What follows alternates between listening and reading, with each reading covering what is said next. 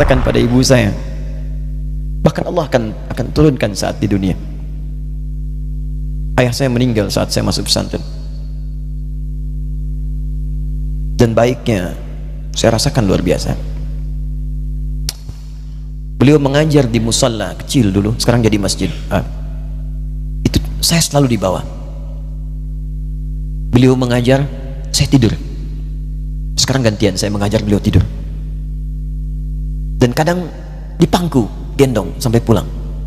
Saya pernah sengaja pura-pura tidur untuk ingin tahu apa yang dikerjakan ayah saya di jalan. Jaga betul supaya nggak bangun. Begitu saya disimpan di kasur dan bangun, diajak bercanda. Saya mau masuk pesantren, beliau nggak sempat ngantar.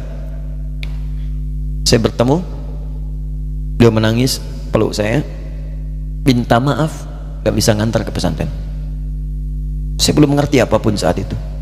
Saya bertekad, insya Allah saya belajar dengan sungguh-sungguh. Sepekan 2 pekan saya dapat panggilan pulang. Saya tanya pada kakak saya yang ikut, sekarang ada di sini, di mana ayah? Beliau nggak jawab. Sampai di Bandung, paman saya, beliau sekarang Sekom MUI Jawa Barat, langsung menyampaikan, nampaknya nggak akan terkejar sampai sana, mungkin sudah dimakamkan. Saya ngerti, paham saat itu bahwa beliau telah wafat. Maka saya pulang. Maghrib saya sampai, saya dapati ibu di ruangan tengah. Saya datangi, saya menahan tangis, tidak menangis sedikit pun untuk membahagiakan ibu saya. Saya datang, saya peluk, saya temani tidurnya. Itu pertemuan saya dengan ayah saya terakhir di mimpi. Saya bermimpi melihat sudah pakai kemeja, tersenyum, mendadahi saya. Ya sudah. Besoknya saya cari ke kamar, ternyata Allahu Akbar, apa yang selama ini saya pelajari di pesantren, kitabnya sudah ada di kamar semua, sudah disiapkan. Saya menangis saat itu. Saya bawa mushaf. Jadi bapak saya, ayah saya, itu bajunya pun saat wafat dibagikan kepada sahabat-sahabatnya. Bajunya, kitab-kitab ininya dibagikan. Ibu saya menunjukkan kemudian ada jam yang nanti nak pakai. Saya bilang simpanlah. Saya bawa mushaf. Dengan mushaf itu saya duduk di ruangan tengah, saya menghadap ke kiblat dan saya mohon kepada Allah, ya Allah, saya tak punya kemampuan lagi membahagiakan ayah saya saat hidup di dunia, tapi mohon jadikan setiap huruf dalam Al-Quran ini, ya Allah, pahalanya mengalir untuk ayah saya. Begitu saya bacakan saat itu, tak bisa saya berhenti, dan tiba-tiba langsung masuk ayatnya, artinya, posisinya, nomornya, gak pernah berhenti, masuk. Saya bertekad ingin berbuat baik. Puncaknya saya sekolah.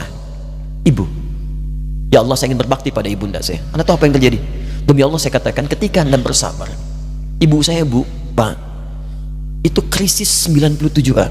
Waktu krisis saya masuk pesantren, saya diberikan sempurna bekal seperti anak-anak lain. Rupanya ibu saya sudah tanya kepada santi-santi, orang tuanya, berapa bekal Anda kasihkan? Dikasih yang paling tinggi itu dikasihkan pada kami tiap bulan. Saya terima.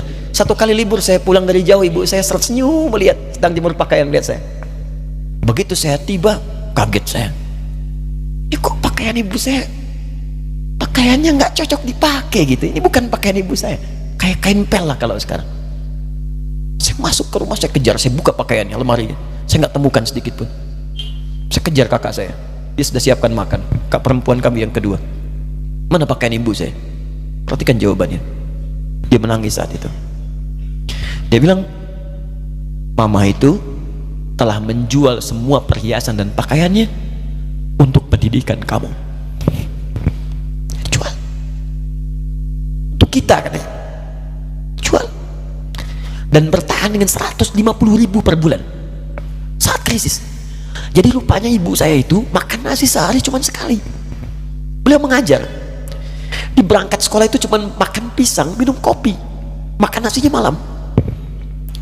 Saya bilang, ya Allah, saya akan ganti baju ibu saya dengan kain ihram dan saya gandeng tangannya di Masjidil Haram. Itu apa yang terjadi? Begitu saya kuliah di Libya, alhamdulillah, saya berangkat, saya mulai mengajar, saya serius belajar. Saat itu kemudian Allah mulai berikan jalan. Saya ingin sungguh-sungguh. Malam saya bangun, saya sholat, saya belajar, saya menghafal Quran, saya belajar riwayat Quran. Sampai puncaknya tiba, saya ditugaskan pemerintah Indonesia saat itu untuk jadi petugas haji di Mekah. Saya telepon ibu saya bilang, Ma, saya insya Allah akan haji 2010. Saya telepon Februari saat itu. Saya dengar suara, terbayang wajahnya indah, senyuman, bahagia. Alhamdulillah nak, kapan berangkat? Tahun ini insya Allah. Saya bilang, dan saya tidak akan pernah berangkat kecuali mama pun akan berangkat. Terdengar nada pesimis tapi senyum. Dari mana katanya? Allah akan kasih, saya bilang. Saya sedang bekerja berusaha karena Allah, mustahil Allah akan sia-siakan gitu. Berapa butuhnya? Porsinya 25 juta. Kapan harus ada? Bulan Juni. Ya, jadi dari Februari ke Juni itu. Ya, Juli bukan Juni, Juli. Ya, jadi saya masih ingat tuh bulan 7, 5 bulan tuh. Saya ibu, Pak, nabung saya. Saya beli tabungan, saya niatkan untuk ibu saya haji. Bulan Juli masih setor 25 juta. Jadi semua tabungan masukin situ. Ada yang ngajar ngasih, masukin situ. Masukin semua. Tepat sepekan sebelum itu kemudian didaftarkan, saya buka tabungan. Allahu Akbar, karunia Allah luar biasa. Tadi butuh berapa? 25 juta. Begitu dibuka, Masya Allah, 1 juta. Karena beasiswa nggak banyak, 1 juta. Tapi 3 hari sebelum daftar, entah dari mana ibu-ibu pengajian nih KBRI datang, Ustadz, ibu katanya mau haji juga ya, Ustadz mau haji ya, ibu ikut ya. Sudah nggak usah dipikirin, nanti kami yang pikirkan semuanya. Tiba-tiba dikirim, bayar porsinya di sana, dapat koper paling besar. Bayangkan, tadinya kopernya belum datang, telepon lagi, nak koper belum datang katanya. Saya bilang, Ma, tenang aja, apa hajinya nggak jelas ini? Tidak jelas, saya bilang, insya Allah ya. Nah, cuman beritanya berbeda. Begitu saya telepon lagi, Ma, gimana bisa? Nah, telah keluar pengumumannya. Kapan, Ma? 2013. Loh, kan saya haji 2010, nggak bisa, harus 2010. Lihat kalimat ibunda saya. Nah, jangan pernah mengambil hak orang lain. Allah kasih 2013, alhamdulillah. Saya bilang, Ma, kita tidak harus mengambil hak orang lain, tapi kita meminta kepada Allah yang memanggil kita. Boleh jadi Allah akan berikan tambahan kuota pada tahun ini. Doa lagi, minta, datang ke masjid. Tiba-tiba ada sidang oki di Istanbul saat itu, keputusan 1.000. Setiap ada 1.000 muslim, 1 kuotanya. Saat itu Indonesia dapat tambahan 22.000, termasuk ibu saya ada di situ. Ya, acara malam Al-Qadar 27 Ramadan, malam masih ingat betul, saya jadi MC dengan rektor pada saat itu. Saya nggak pernah bawa handphone, tiba-tiba handphone itu saya bawa, berbunyi kemudian telepon itu. Saya minta pada rektor izin, saya angkat dulu, diperkenankan. Saya kemudian ke belakang masjid, saya angkat. Tiba-tiba saya dengar suara sudah menangis. Nah, katanya, kenapa, Ma? Alhamdulillah, Mama bisa haji. Ternyata kuota itu termasuk ibu saya. 5 bulan, Pak. Enak biasa. Nggak bayar tambahan, nggak ada macam-macam, bisa berangkat. Begitu saya berangkat duluan, saya tungguin betul di apartemennya, di maktabnya sampai datang. Begitu sudah datang, saya nggak sapa, saya lihat dari jauh. Bahagianya saya bisa mengganti pakaian tadi yang lusuh dengan kain ihram. Saya perhatikan, saya ikuti dari belakang. Di lift saya ikuti, di jalan saya ikuti. Begitu sampai Masjidil Haram, saya gandeng tangannya. Ma, kita sama-sama.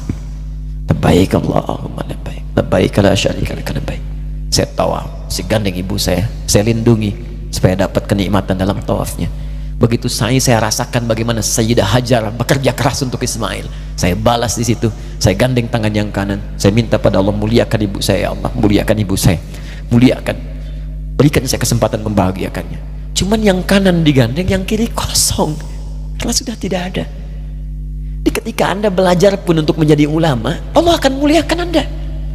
Orang tua Anda akan dapat bagiannya. Yang hafal Quran itu Musa, yang bisa haji bapak ibunya. Kemarin saya jadi Amirul Hajj dari kedutaan Saudi berangkat, membawai 350 orang rombongan. Siapa yang saya bawa? Ahli Quran, yang hafal Quran anak-anaknya. Ahmad Kamil, yang haji, pengajarnya, murabbinya, ibunya, temannya, banyak yang berangkat. Yang berangkat siapa? Calon ulama. Dijadi ulama itu, jangankan sudah jadi, kalau benar caranya, baru bergerak pun Allah pasti akan jaga. Kalau benar caranya. Di satu pertanyaan tadi, pilih mana orang soleh atau ulama? Jangan pisahkan. Karena jadi ulama itu adalah tingkat tertinggi bagian dari orang saleh. Jadi mesti ada yang jadilah di keluarga. Pilih satu mungkin ahli Quran, kedua ahli hadis, yang lain dunia, tapi dunia diniatkan membantu ibadah. Jadi arsitek buat bangun masjid, bangun pesantren, pahala banyak. Insya Allah akan dibuka oleh Allah, insya Allah.